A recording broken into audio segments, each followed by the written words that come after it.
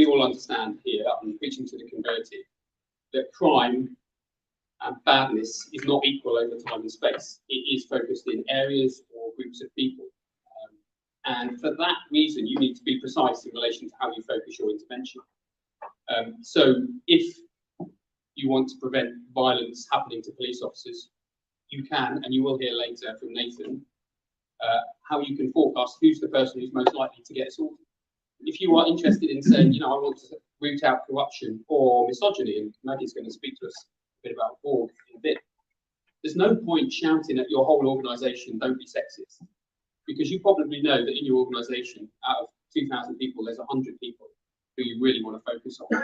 And how can you be precise and surgical in your intervention? And I think evidence-based policing is the best way of doing that, because we use data and we use science to understand where we focus.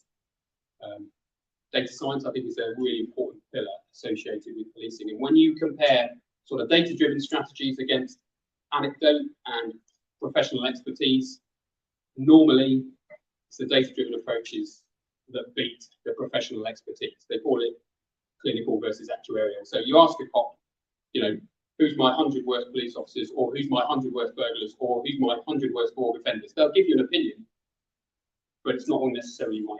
And an evidence-based approach helps us to do that. And Peter Nehru and Larry Sherman, both who are speaking over the next 2 days, they came up with this concept of the triple T. And it works quite nicely with evidence-based policing. How do you target your intervention appropriately? And a lot of today you'll hear about how you focus and target in on particular groups of people or spaces. But then really importantly, when I've got my 100 officers who are most likely to be subject to violence, or my 100 sexist officers, or my 100 violent offenders, or my 100 stalkers, what are you going to do? Or my 100 DA repeat victims? And again, it's an area that's full of ideology and ideas, and evidence-based policing just sort of cuts through that. So today and tomorrow you'll hear a lot about precision.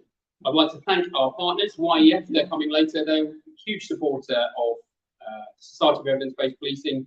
They're sponsoring us, the Youth Endowment Fund, very much focused on ending youth violence through an evidence-based approach.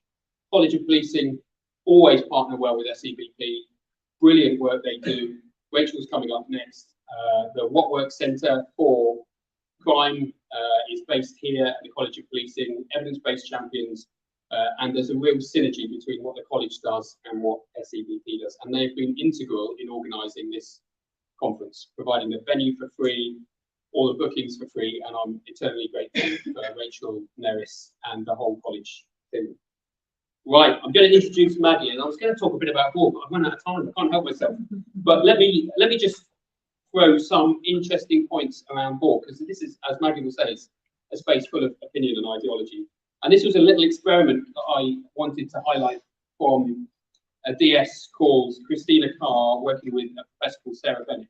And this was sex offence training.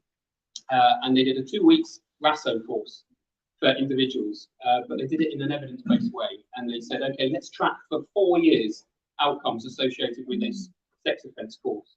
And here you have solved rates for serious sexual offences for those people who've been on the course over 4 years afterwards to those who didn't go on the course. And if any of you are interested in the happy sheets and course, forget those. Here's the real impact.